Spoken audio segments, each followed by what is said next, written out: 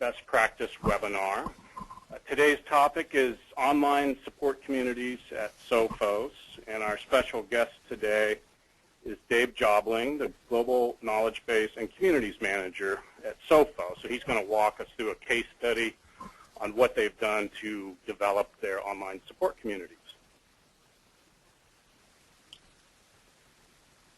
Just a few housekeeping items before we get started. The webinar is a listen-only webinar, and it is being recorded. You can ask questions through the GoToQuestions panel, or the questions panel of your GoToWebinar console, and we'll address those at the end of the session. We will send a link to the session recording and a PDF of the slide deck to everyone afterwards. And you can continue the discussion by visiting the Service Strategies Network group on LinkedIn today. If you're not already a member, that's okay. It's an open group, so when you go to the link there, you'll be able to join the group and then continue in the discussion with Dave. Just a little bit about Service Strategies. We're the hosts for the session today. We are a global service improvement company. We provide a range of programs that help companies improve the level of service they provide to their clients. That includes consulting, training, industry standards, and certification programs. We address all disciplines of the service business, including e-service, customer support, field, and professional services.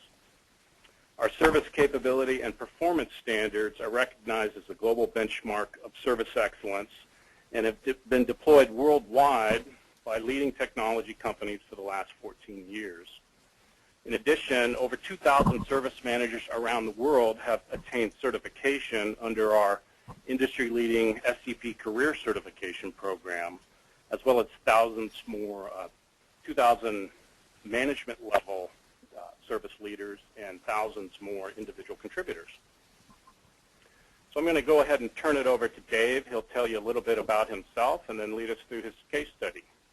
Go ahead and take it away, Dave. Thanks very much, Greg. Hope you can all hear me clearly. I just wanted to start off by saying thanks to Greg, not only for hosting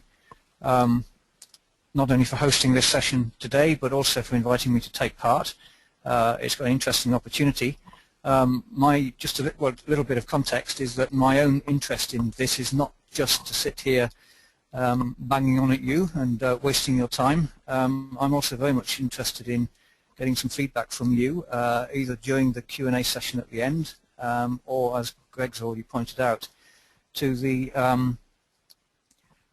in the LinkedIn group at the end of this event. So I hope you can all take part in that. I'm most interested in hearing what you all have to say. I don't know all the answers. This is a case study, so don't take everything I say as gospel. This is just our own experience.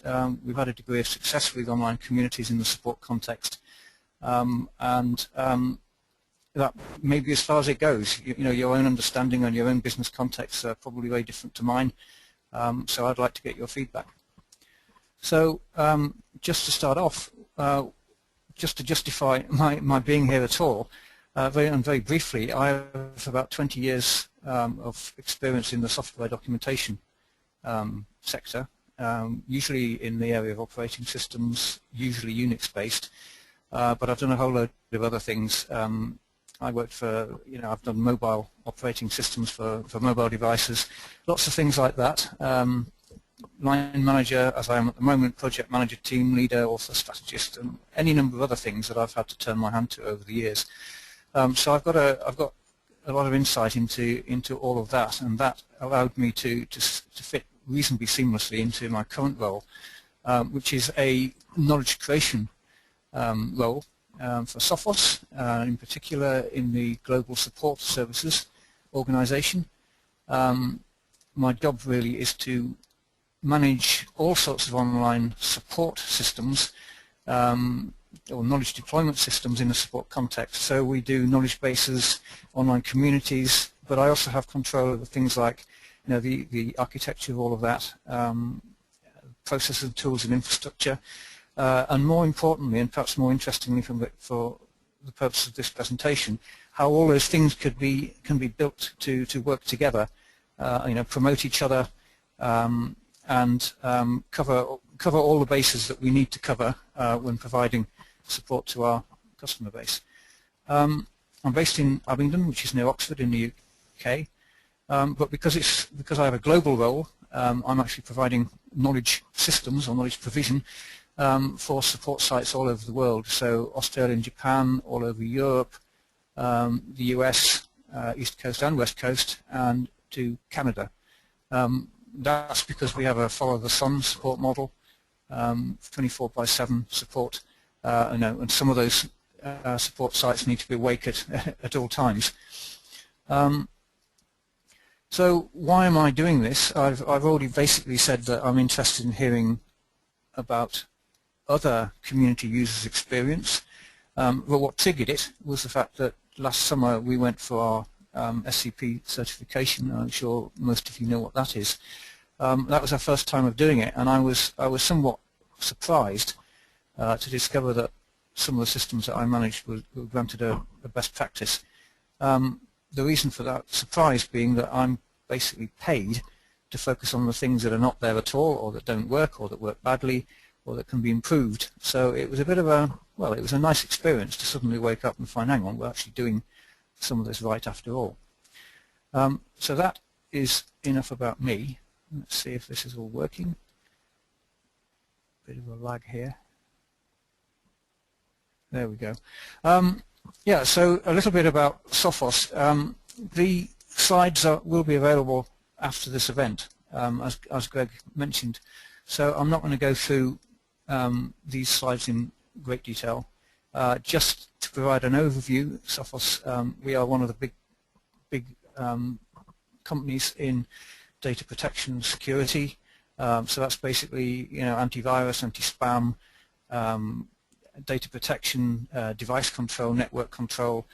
We're promoting encryption and all those sorts of things. And we are very good at a lot of this stuff. And as a consequence of that, as you can see at the right hand of this slide, the Gartner Group has awarded us a position in the magic quadrants for endpoint protection and for mobile data protection.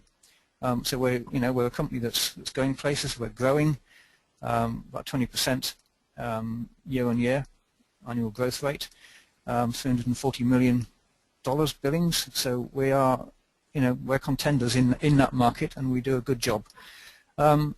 We have about 100 million users, but those are divided up into over 100,000 separate actual customers. So some of those, on average, are some of those customers are extremely large. GE, for example, Toshiba, and companies like that. Northrop Grumman, you can see there on the left. But on the other end of the scale, we have a very large number of small business customers, which are the kind of setups where, for example, the finance director also answers the phone to take support calls, and probably makes the tea as well. So one of the challenges we have is actually to take account of the full range of that sort of customer experience and the resources and the knowledge that they themselves can bring to bear. We're actually very big in the public sector, or some of the public sectors, particularly government and education and health. So there again, there's another layer of complexity on the whole thing. We work very closely with a number of business, of a wide variety rather, of business partners, some of whom are cited there. And we are, as I've already mentioned, really, Gartner and a number of other organizations rate us very highly in terms of the quality of the services we provide to our customers. And one of the challenges we have is to recognize the fact that support quality in particular is a major differentiator for us, and we need to preserve that in the face of global economic challenges, as we all face at the moment, and all sorts of different complexity. So just moving on. Here we are. So this is a quick summary of the kind of package, the products and the services that we provide. All the platforms that you'd expect: Windows, Mac, Linux, Unix, etc., etc. The Windows mobile and other mobile device OSs. We do a variety of interesting things: active protection, live protection. What live protection is for example, without needing to do anything yourself, your software will download protection against all sorts of things without you really even knowing about it. So behind the scenes, we are identifying, analysing, and working out fixes for all sorts of bad stuff, and your systems are protected by that without, as I say, without you even really knowing that it's happened. So, for example, websites that spread evil across the internet, something like 40,000, I think it's 40,000 URLs a day are added to our lists, and those are downloaded to your systems. And if you inadvertently go there, you'll be told about it and protected from anything bad that comes from them.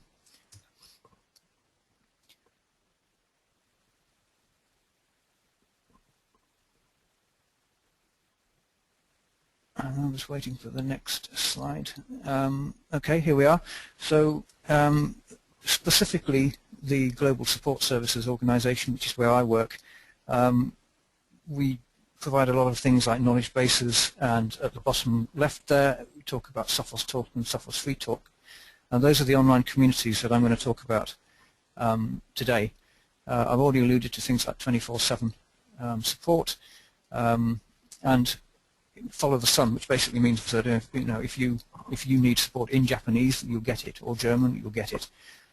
Which is another challenge, of course, that we face, because how do we support our technical support teams, given that their native language is not necessarily English.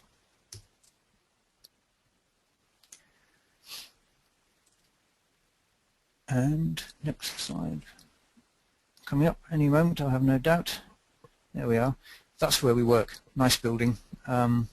Just if you should be interested in the data security and protection market in general, whether or not you have competitive protection yourselves, an interesting document that you can download for free from the sophos.com homepage is a thing called the Security Threat Report for 2012, which is about a 30-odd page document which talks about the state of threat and protection through 2011 and the projected trends that we're expecting to see through 2012. What the bad guys are doing, what technologies they're using, and how companies like Sophos are countering that. So no cost to yourselves. Download that if you're interested, and it's a thoroughly good read. Okay, so online communities at Sophos. We've built two. We have two separate communities, and they are there to face up to these particular challenges. So the reason I'm calling these out is that I would expect that not everybody listening to this webinar will be in the same sector. Not everybody will have exactly the same combination of complexities and challenges.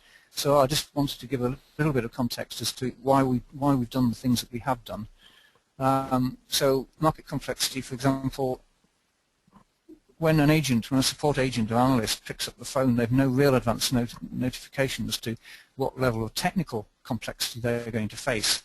So platform networks, endless other third-party software on a system, our own products working in lots of different combinations. How on earth do they make sense of that? And particularly for support analysts who may have joined the company only relatively recently, how do we provide knowledge for them to get up to speed? We have a wide variety, as I've already alluded to, of customer profiles. High-end enterprise people versus small business. We've got people operating within those different contexts who are deeply technical. May have 20 years of experience in particular systems like networking. And at the other end of the spectrum, we've got people who don't even know what the registry is, let alone know how to safely edit it. So again, there's a whole variety of things going on there that we need to take account of. It really isn't the case that a single knowledge base article addressing a particular problem we will actually address all of those problems likely to be faced by our different range of customer types. So the challenge that we have is not only that, but it's the fact that our customer base is growing, and that's just adding more and more and more complexity. As we release new products, as the operating system platforms move on, new patches, and there's new malware coming out all the time. So the bad stuff that we're trying to combat, that's not standing still. So we need to continue to service our customers. We need to preserve the quality of the support that we're well known for providing, and really the strategic goal of everything that I do at work is to try and achieve scalable support provision at low cost for all customer types.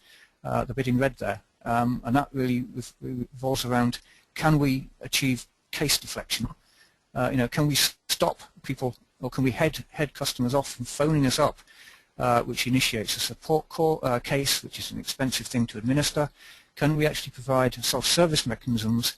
And of course, if we can do that, then it doesn't much matter how fast our customer base grows, because that provision will always be there, and a knowledge base article or a forums post will as happily service the needs of 300 customers as it will of one.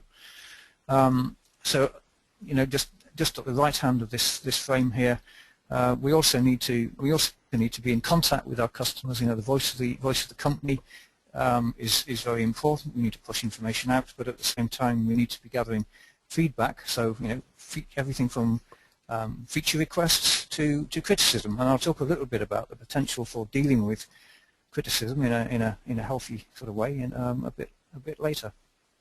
So that slide there is just an overview of all the kind of things that we have to balance. There's lots of balls there to be juggled, and kept going all at the same time.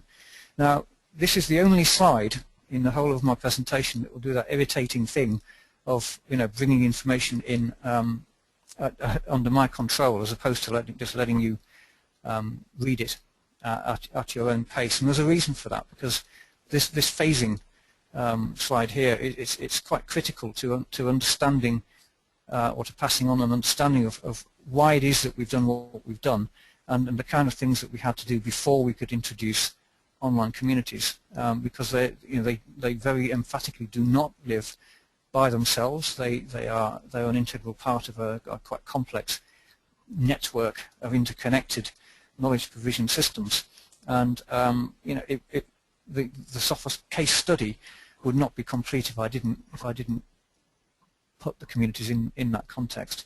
So when I joined the company in 2006, we had the old traditional support model.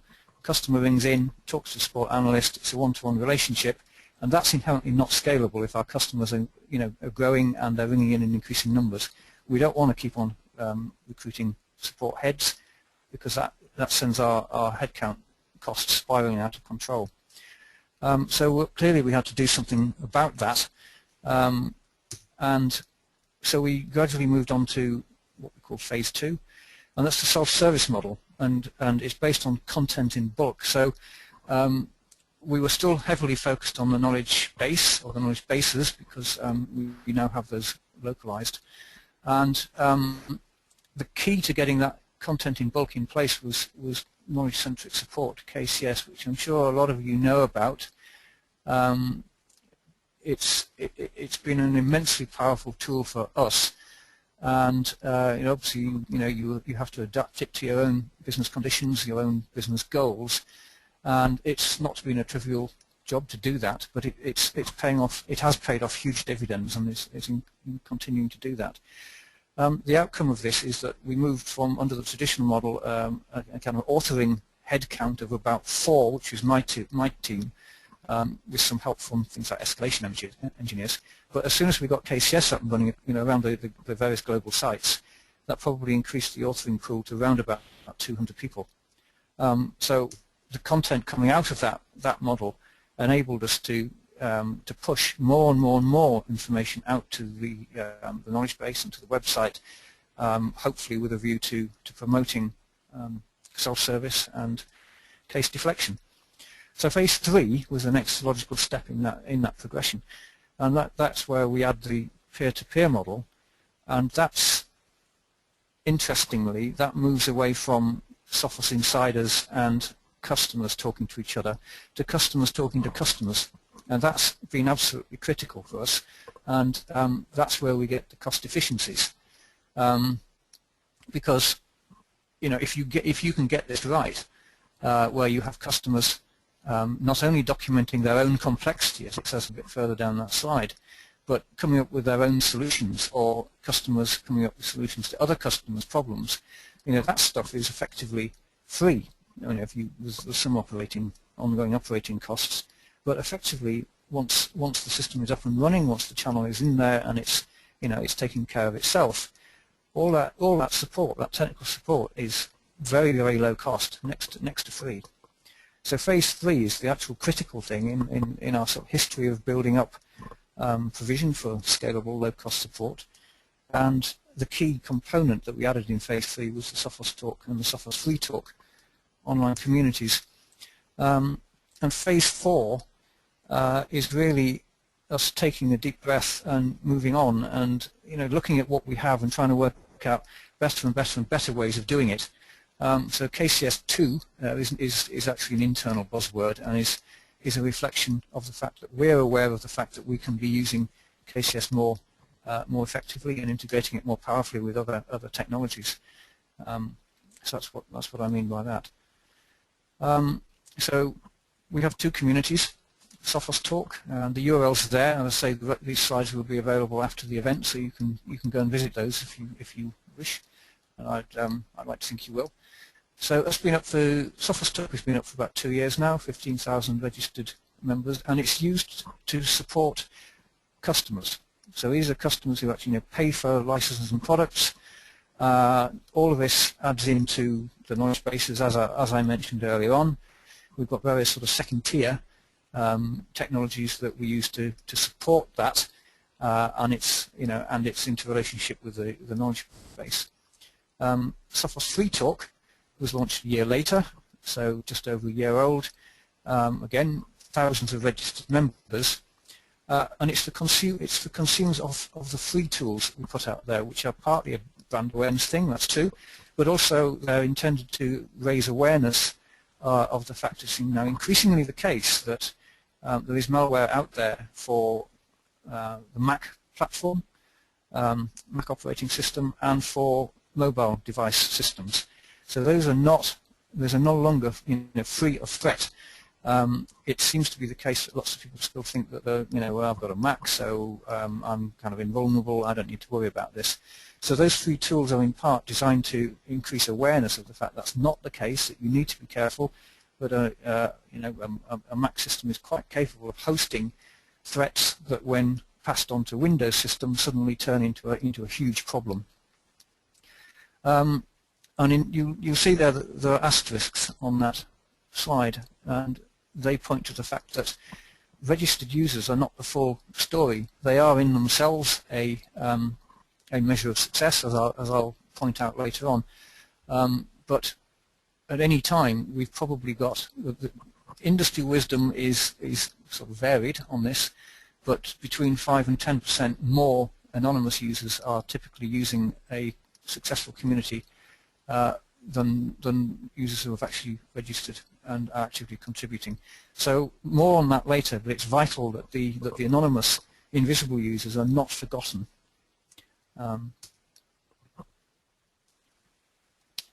Next slide coming up. Okay, so just taking a step back, given that this is a case study, this is not a recommended thing that you must do this, that, and the other, as I don't know that. So what did we do?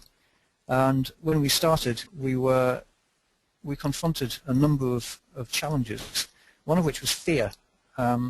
Certainly we had influential managers who I spoke to who said, well, we don't want to do online communities because people will say bad things about us. The response to that is, of course, yes, that's occasionally true because things do go wrong. But at the same time, isn't it better to have all that stuff going on where you can see it and you can control it and you can respond to it? The answer to that is categorically yes, and I'm sure at least probably many of you are aware of the sort of online psychology studies that point to the fact that, you know, if you've got a product and it doesn't do anything wrong and it just sits there in the background and, you know, you're at least sort of lukewarm about it, that's fine. It just does what it said, I was told it would do. If something goes wrong, you've got a real opportunity there to turn that customer around, turn that relationship into something much more powerful than just being lukewarm.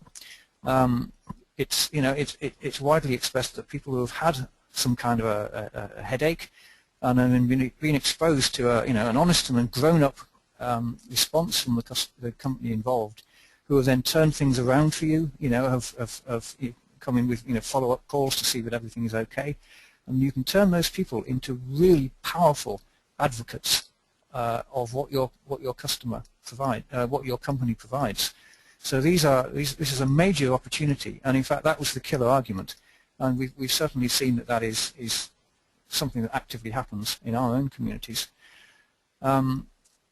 The second hurdle we faced was, you know, what technology to choose. If you look at Wikipedia, you will find that there are huge lists of available software, and, you know, what's the best thing to go for? Well, that was a relatively easy choice in our case because we didn't have the headcount to build these things or to host them in-house. So we just went for software as a service, and we are hosted on a company called Lithium, who are big players in that market, and very successful it's been.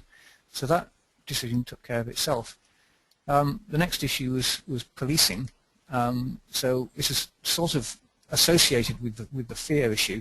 It's like, you know, how do we make sure that people aren't saying bad or wrong things? And we actually found very quickly that we don't have to worry much about that because a mature community will indeed police itself. Very early on, we found that there were people saying, "Oh, well, you know, I think all this computer security stuff is just a scam," and very rapidly we had other people in the community saying, you know, don't be foolish. Of course, it's not a scam.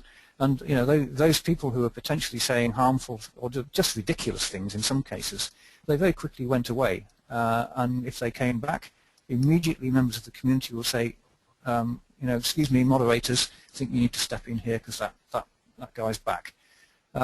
So policing is something that you will naturally see happening as the community develops, becomes more mature, and indeed, you know, develops a sense of ownership of the community, and that's very, very important. Similarly, complexity. You know, you can look at discussion forums out there, online communities, and be staggered by the amount of stuff that's going on in there, the number of people who are taking part, the range of things that are being contributed, and it's very easy. Well, I don't know how we're going to manage the production of all of that, and the answer is you don't have to. Again, a mature community will build itself. Now, one of the things that doesn't appear in the slides here, but which is very important, is that if you combine a mature community policing itself and building itself, you'll very rapidly find that the community thinks it owns itself, and it's really, really important to play along with that notion. I've recently seen one of our competitors, as it happened, get that very, very wrong by making radical changes to the structure and the layout and the function of mature existing online communities, and there was a huge amount of fuss. And I'm not entirely convinced that they've ever really been able to, you know, rebuild that sense of ownership and the willingness to contribute. So it's critical that if you've got a mature community, don't mess around with it, really, because, you know, there are people in there. We have people who are contributing hundreds of hours of their own time per year, and in the case of this incident that I just mentioned, you could see people very, very angrily talking about how, as a result, after all of that contribution, they were unable to find their own content. So very important to keep that in mind. The little giveaway thing at the bottom there is very important. With a little help from your moderators, you're always going to need them. And in a later slide, we'll talk about how you should always keep involved. You know, don't try and save costs by abandoning all kinds of internal contribution. So having got buy-in from the senior management team here, and we go ahead, go off and do it. We're now happy that it can be a success and won't hurt us. What did we then have to do before we launched? Well, here's another 4 things, and briefly, some of these are sort of common sense, but you need to get all your internal management team on your side, because there is complexity in an online community, and you never quite tell when you're going to have to go and get some sort of help or contributions or buy-in from other functions within your own company. So it does help to have as much buy-in and active enthusiasm built up, and if necessary, and if at all possible, try and get that in place even before you launch, because it's much easier to work it that way. Similarly, make sure that all your potential community members know about it even before it goes up. Communicate with them, tell them that it's coming, tell them what to expect, set expectations. Generate some excitement so that when it does appear, they'll come along, if only for reasons of curiosity. That's certainly paid off in our case. Next issue, get the content structure right, because if you go live and you find that you're getting some hundreds of posts every day, or even tens, once you're confronted with that, there's a considerable degree of inertia built into that. They're not going to want you to change it. So try and get it right first time around. It's easy to add new stuff, but changing existing stuff is hard. So one of the reasons one of the ways that I managed to get things right was because I worked very closely with our product management teams on working out how they would like to see our product family, product range represented in the forums. Yeah, also make sure that your content isn't spread too thin. So if you've got what you don't want is 100 different forums, each getting 1 post a week. That's a very, very uncompelling experience, watching that build up incredibly slowly. So go for fewer forums if at all possible. Concentrate your content provision into those forums, and you'll find that the threading system, which occurs within forums, will take care of the differentiation of one topic from another.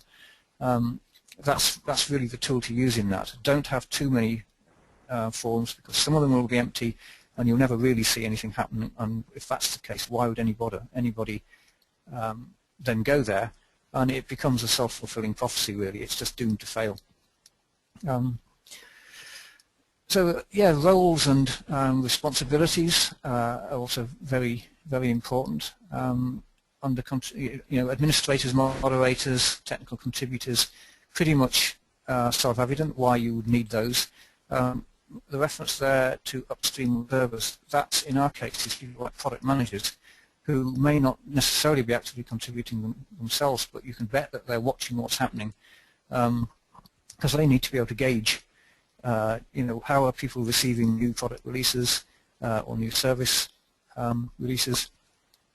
What do they need to respond to? And in fact, we are getting things like feature requests through the communities. So it's all very, very valuable stuff, and a lot more goes on behind the scenes than perhaps you might expect. And the last one of these things that we really needed to focus on is setting the ground rules. So, terms and conditions of engagement. Make sure you define what abusive content is, because you will get some. In our particular case, that's largely been spamming.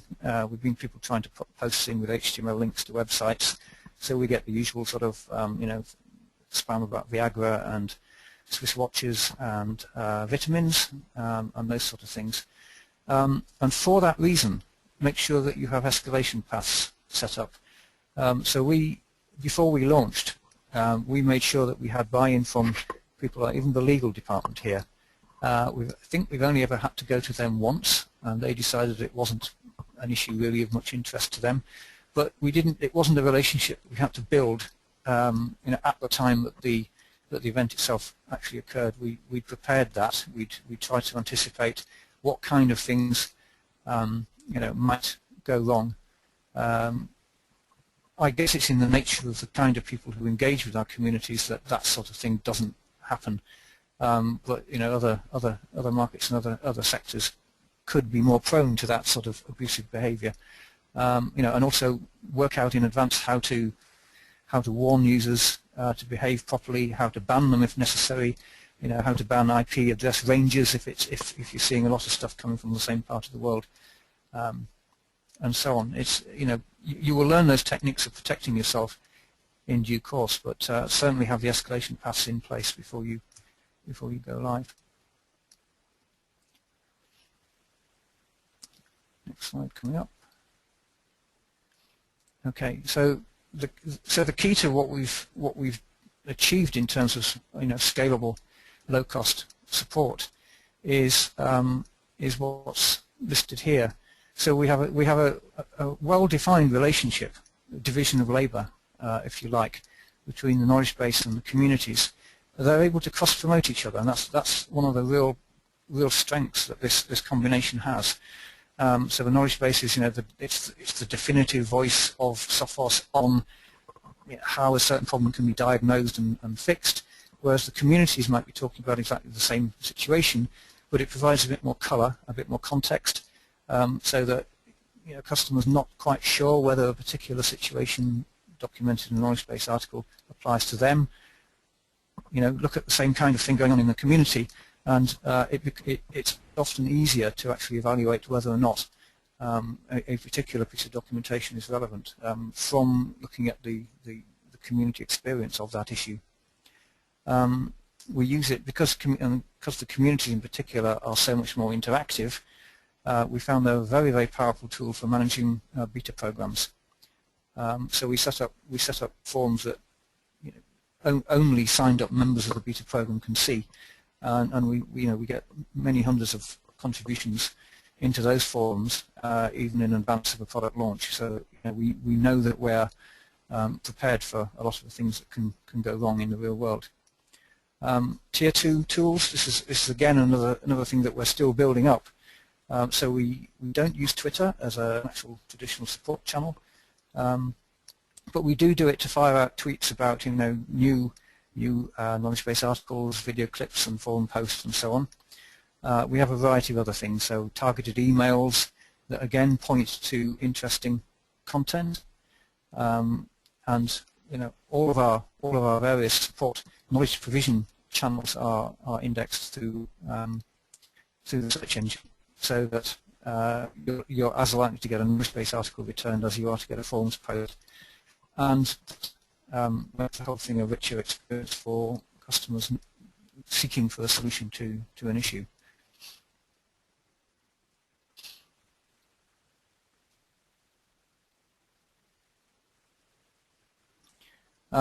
Very quickly on this one, it's an interesting thing that I discovered, and I know some of my friends and colleagues in various other companies have seen the same sort of thing, is that the different channels get a different sort of rating in customers. So this is a response to our customer loyalty survey, and for two quarters there showing that the numbers are very similar.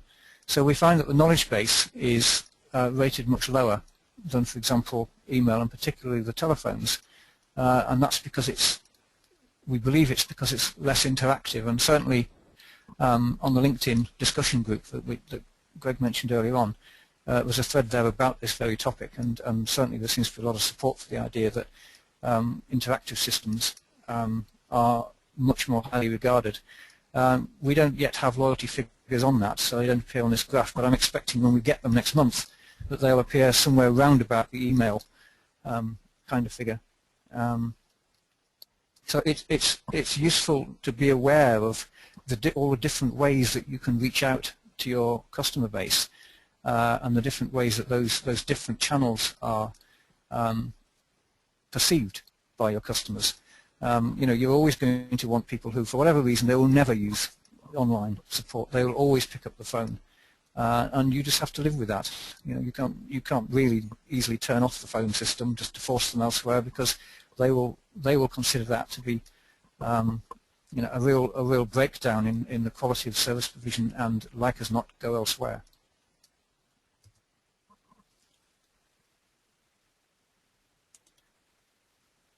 Next slide coming up.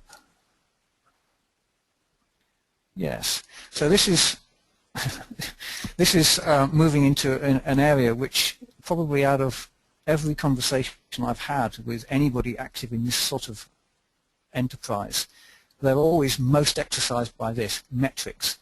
What should you measure? What should you then do with that information? What does it mean? And it's something of it's kind of a minefield. And this slide here is an encapsulation, if you like, of one of the most important things that I've learned. Because all those people on the left there, those are all things that in theory I could measure if I wanted to.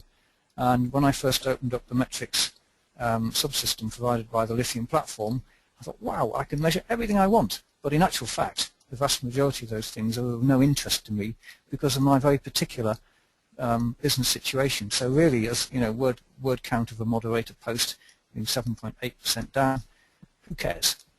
So if it's of no use to you, don't go there, don't gather the data, don't try and analyze it.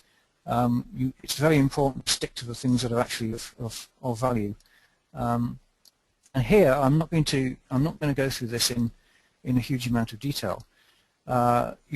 And there are notes to some of these as well. So if you pick up the slide deck, you will be able to see what I mean. But membership is an important thing to keep track of, and this is actual our experience. So we added the Sophos Free Talk community, and obviously community membership went up. And you might think, well, hang on, isn't that cheating? Of course it will do that. But in fact, we had very, very specific reason for introducing that second community. And what we didn't see was people from the first community flooding over to join the second one. So membership of the first one has actually gone up, and membership of the second one has also gone up, and they are separate memberships, they're separate user groups, because the business goals that underlie those different communities are themselves different. So if we hadn't seen collective membership increasing, we would have failed. So it's important, that you build you build measures of success within your own very specific business context, and work very, very hard, in fact, to work out what the detail is telling you, because some of this feedback can be quite nuanced, and not necessarily what you might think at first view. This slide here, briefly, it's just another representation of the fact that, and this is just for Sophos Talk. So this is disaggregating the figures that we saw on the previous graph, and just for Sophos Talk, you can actually see that we're getting very significant rates of month-on or year-on-year increase, up in the 70% range for membership growth over and above what happened in the equivalent month of the year previous, the year before, 2010. And I think this is a very, very useful graph, not only because looking at the linear trend there shows that even for Sophos Talk on its own, the rate of increase itself is increasing. So you need to find these sort of measures.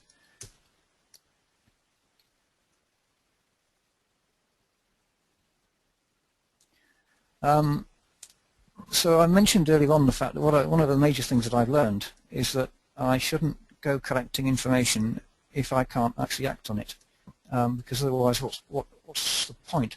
And this is a rather dense slide, and again this is because it has a reference function for anybody interested afterwards, after the event, to look at these figures in detail.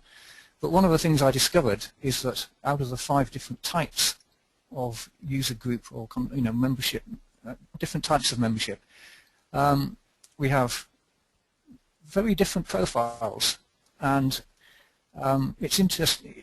I think it's worthwhile looking into this and trying to understand the internal structure and the dynamics of your own membership, because we've certainly found some very interesting things here. And briefly, we've got super contributors, or VIP users as we call them, which are about 1% of our total membership. We have active contributors. They provide the backbone of what's going on. 24% of membership. And then we have the long tail contributors, who are 75% of the membership. But so okay, that's exactly as you'd expect. It's that classic sort of zap curve growth that you see coming out of a lot of different types of online behaviour.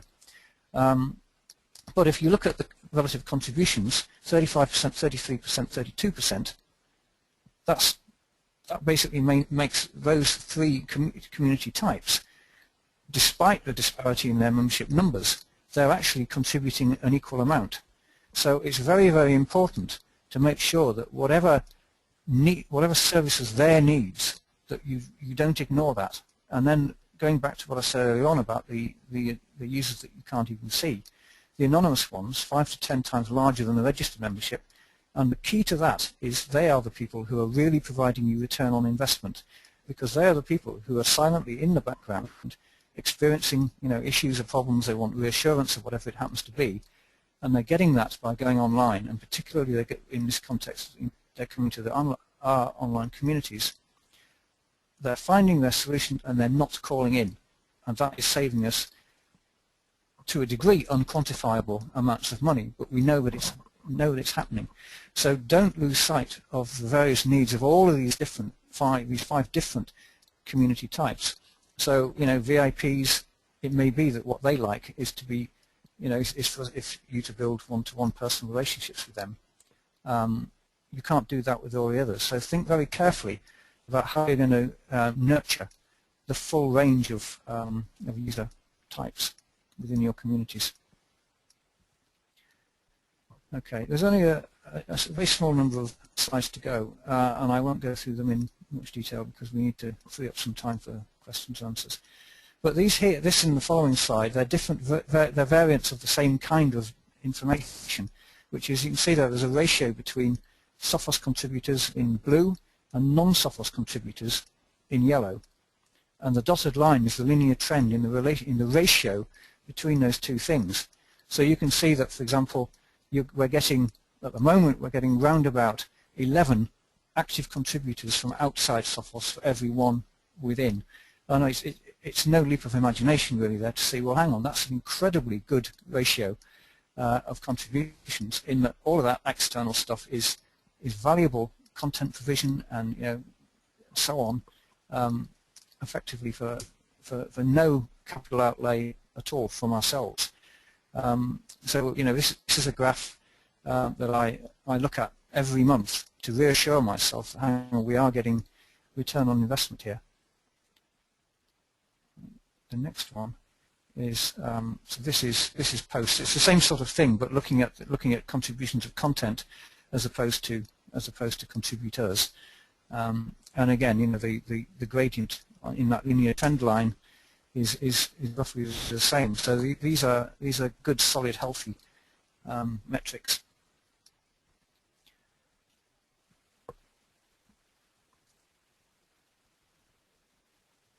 There we go. And this again, just another way of slicing and dicing the community. And you can see that there are various forms of internal users, administrators, moderators, and employees. And this is an actual average month from late on in 2011. And we were getting 4,800 minutes per month of contribution from internal people, 4,000 or so minutes per month from our super contributors. And that's approximately 9 person days per month of free help from real domain experts.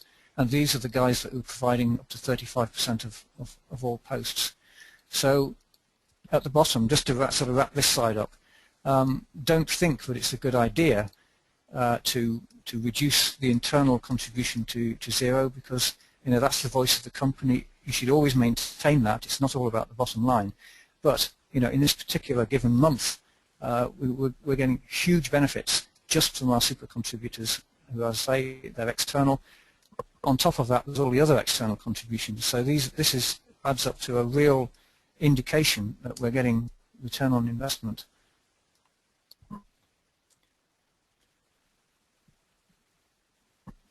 and I won't talk to this one particularly, but the red line is failures, search failures, and you can see that there's a healthy downward track on that red line, despite the fact that searches themselves are increasing very significantly month on month.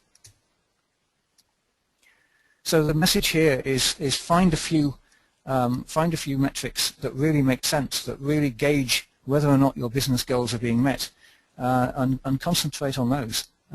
That's what I've learned. As I've shown you, we do have some indicators that setting up the communities really was worth doing. So this is my favorite slide, and by far the simplest. Would we do it again? Yes, we would. So let's have to contact me, dave.jobling@sophos.com. I'm more than happy to take emails from anybody with questions and so on. I'm on LinkedIn, so feel free to link up with me there. And as Greg mentioned earlier on, we have a discussion group already set up in LinkedIn. So I hope to see you there. And as I think the next slide is due to say, thank you very much for your time and your attention. Over to Greg. Oh, there's a poll which I think Greg might tell you a little bit more about. It'd be really good to get your feedback from that. But at this point, over to Greg. Thank you. Okay, we can do that poll real quick here.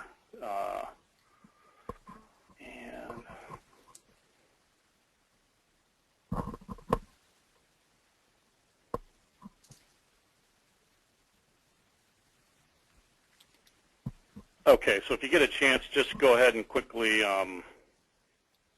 maybe select an option on the poll.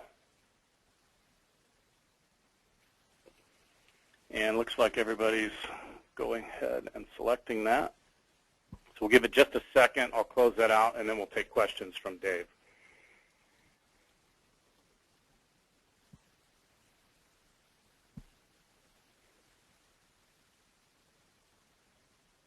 Okay, so let's close that and share the results.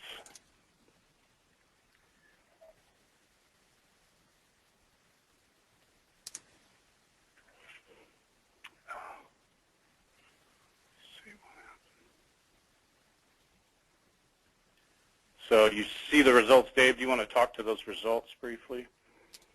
Yeah, that's actually very interesting, and it reflects what I've experienced attending other events. That there's a lot of people out there who are very interested in online communities, and I'm always surprised to the extent to which we at Sophos are actually we're really quite far advanced. We've got 2 communities up and running. They're very successful. And I'm particularly interested in the number for the requirements gathering phase.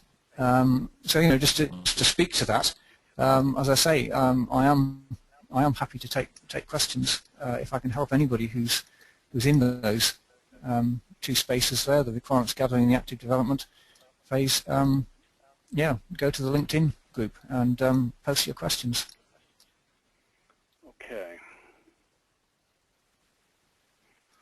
Okay, so now let's go ahead and take some questions, Dave, and we'll run through some of these. So one of the early questions was about the applications you're using for case management and knowledge management, and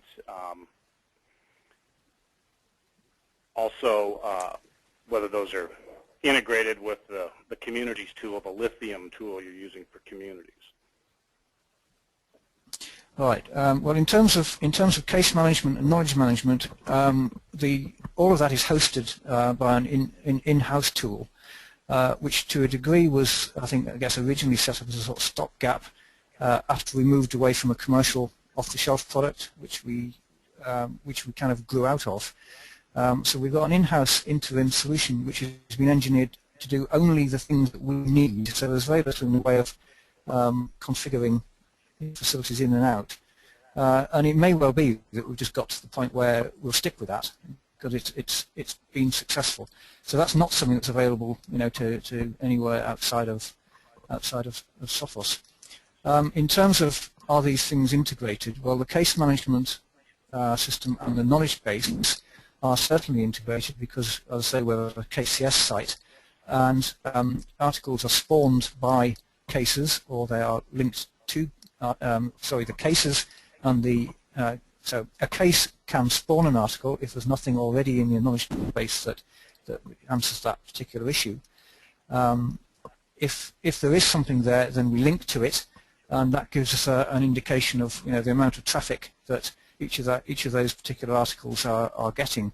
And certainly in the past, in our old implementation of KCS, we used that linkage count as a way of prioritizing on the articles that needed their final editorial and QA checks, and then actual translation and publication to the websites.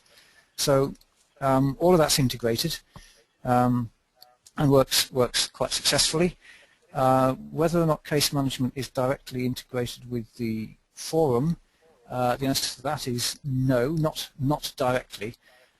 Although we do find that support analysts, when talking to customers, are directing them to go to the online communities.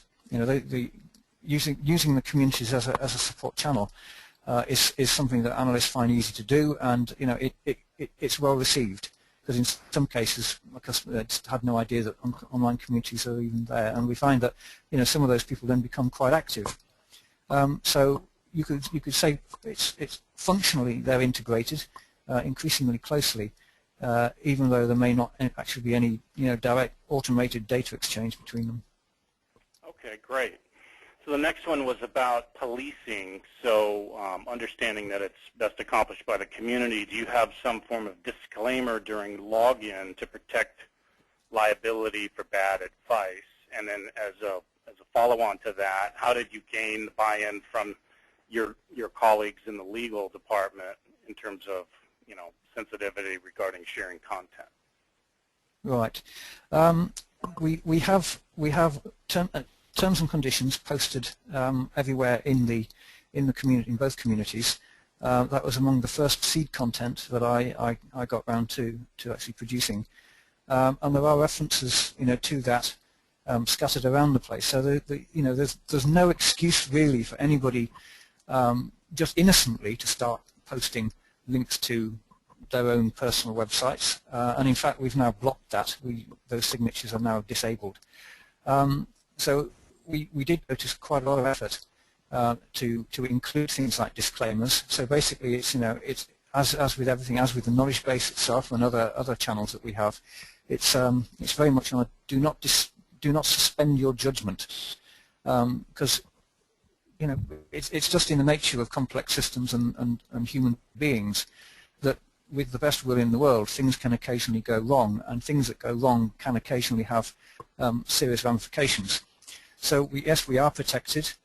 We've never had anybody say, "Oh, this obviously means that you're uncertain about the information you're posting here." I think everybody just gets this. We live in an age of litigation, unfortunately, and we have to protect ourselves. But in actual fact, we've almost never found that it's been an issue. Everybody just expects to see that stuff, and I guess they don't read it until they really have to. The second part of the question, in terms of how do we get buy-in with legal, we didn't have to do anything particular.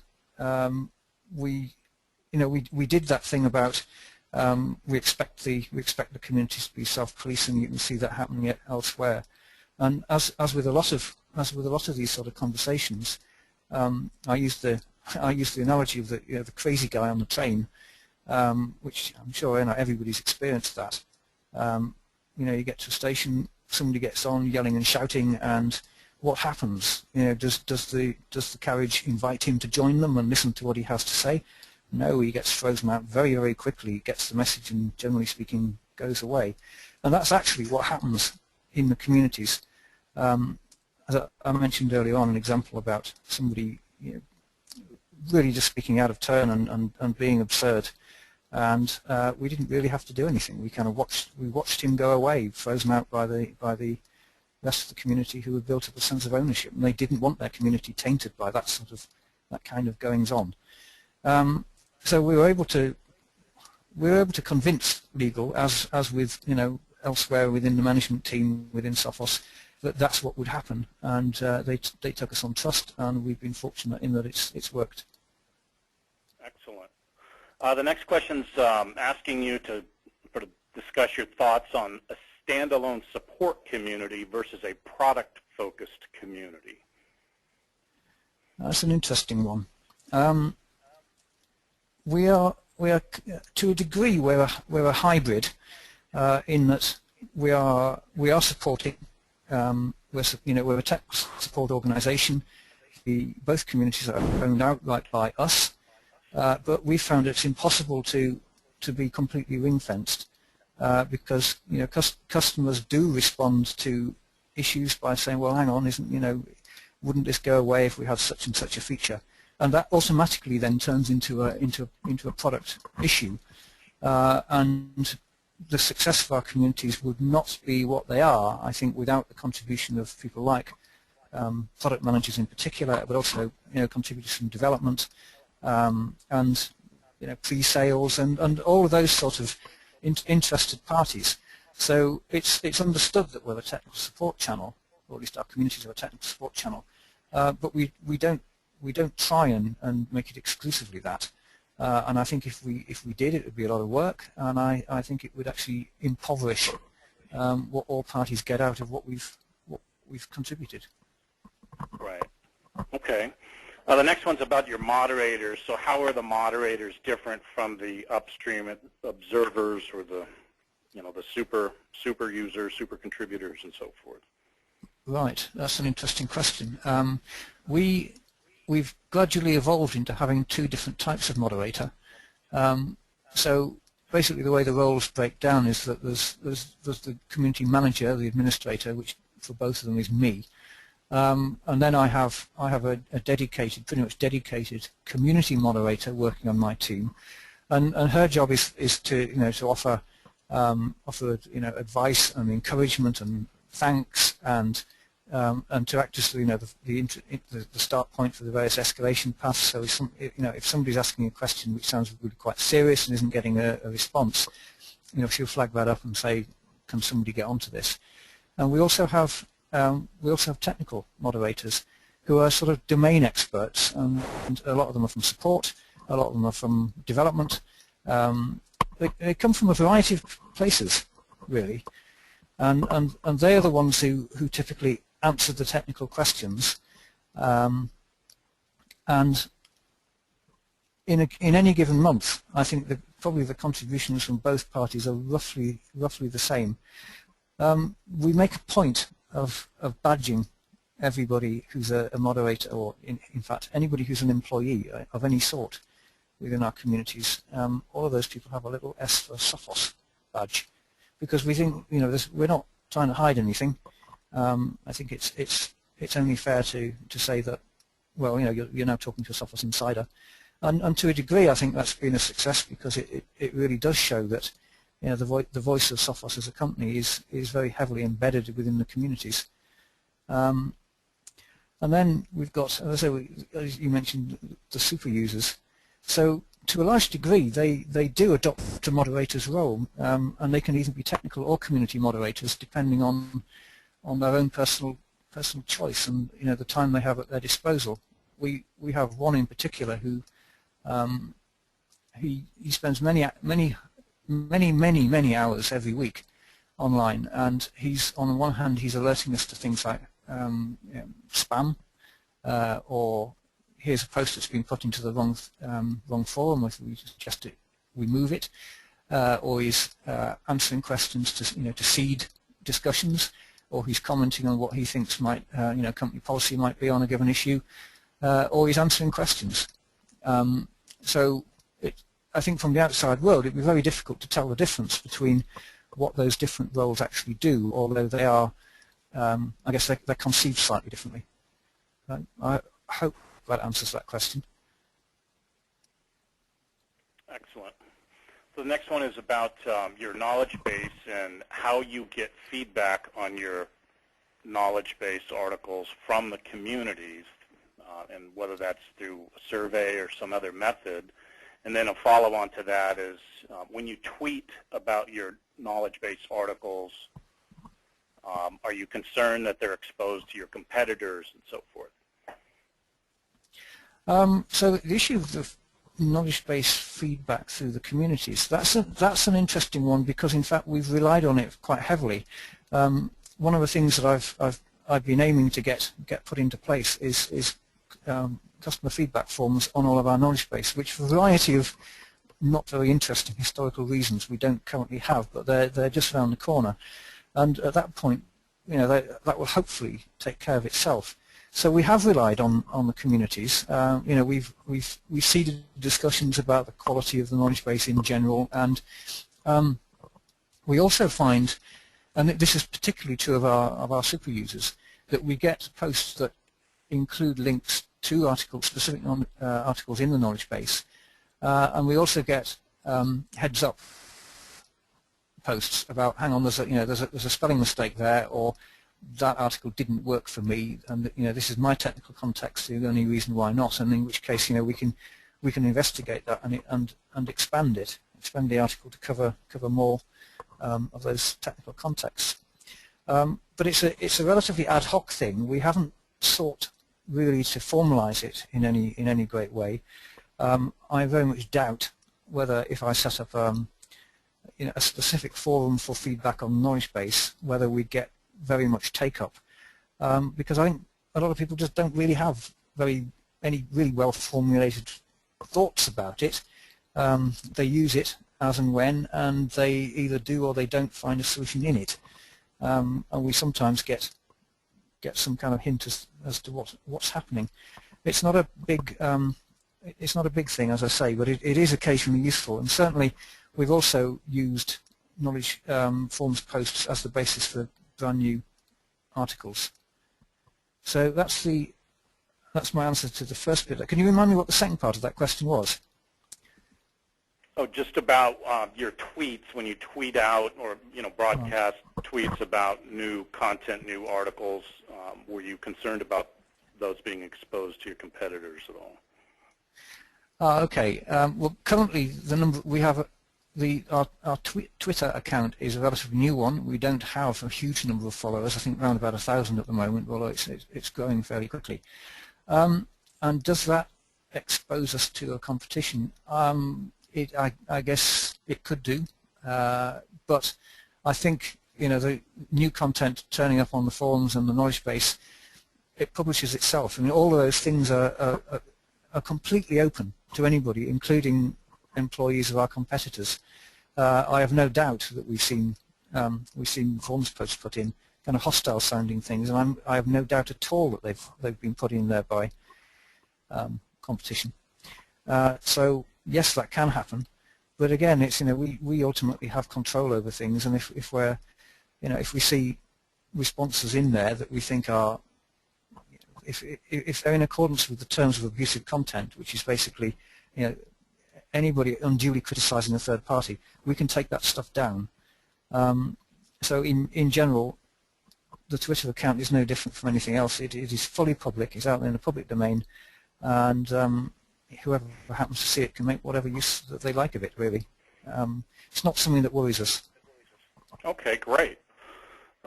So another question about whether you've defined any minimum staffing requirements to manage the communities. Good one. We worried about that when we first started, because we were prepared to sort of try and over-manage everything right from the off, and so basically the staffing levels that we have are just a sort of casual response to what seems to be needed. The knowledge base and communities team that I manage do a lot of this stuff, but other people like the technical moderators basically jump in as and when needed, and they will do so. The amount of that work that they have to do depends entirely on the kind of traffic that's naturally going on within the community. So it's all actually very relaxed. One community manager for both communities, as I say, that's me. one reasonably full-time community moderator for everything, and then everything else is just ad hoc.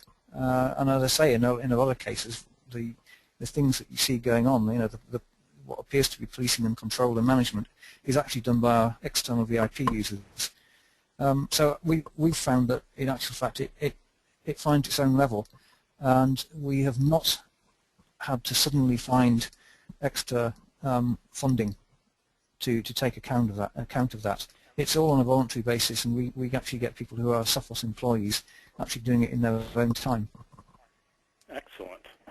Another question about the anonymous users, whether you're taking any action to incent them or convert them to regular users or registered users. No, we don't. And that's an interesting question. In fact, it's never really occurred to me that that's one of the things we should do. They are the powerhouse of case deflection, and that's saving Sophos support money. And to be honest, I couldn't really ask for more. If they've got, there's a number of reasons why somebody would want to actually register and appear in those metrics, and the principal one of those is a wish to contribute in some way. And a lot of the contributions we get are technical questions. So it's like, help, something's happened, I don't know how to deal with it. So I think that's sort of self-motivating. If you've got a problem, then that's just naturally what you would do. However, if you've got a problem that's already been solved, that's there, it's in the public domain, anybody can read it. So I know for a fact, without being able to quantify it, that a whole load of people are using this form but don't need to register. It's just an extra step, and why would they do it? Yeah, but it's an interesting question.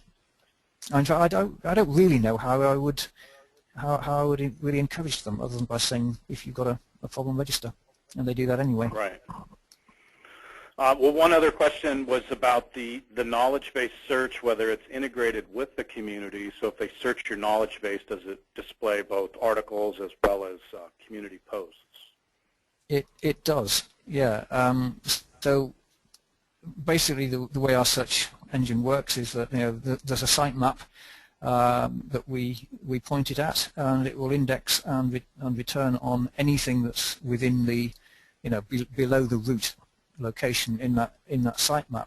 So we set it up so that if you want to search on something and it's entirely contingent on circumstances, whether the first thing in the list you see is a PDF white paper or a knowledge base article or a forums post. It may be a user guide.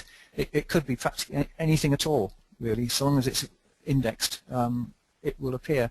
Now that's actually giving us some quite interesting opportunities. So our search engine it does these things called promotions, which we haven't implemented yet, but we're planning to, whereby I can say, okay, in the things that are returned, I want you to guarantee that, given a certain search string, I want this document X, to appear in position number 1 in the returns. But I can link that to a secondary link. So if, for example, the authoritative documentation on a particular issue happens to be a knowledge base article, but we've got user experience documentation within the forums which will complement that knowledge base article, I can use these promotions to actually say, serve up the knowledge base article first, but provide the supporting documentation which happens to be community forum content. So there are sort of reasonably obvious ways of integrating the two, but then there are these sort of subtle extra features that we're working on. Excellent.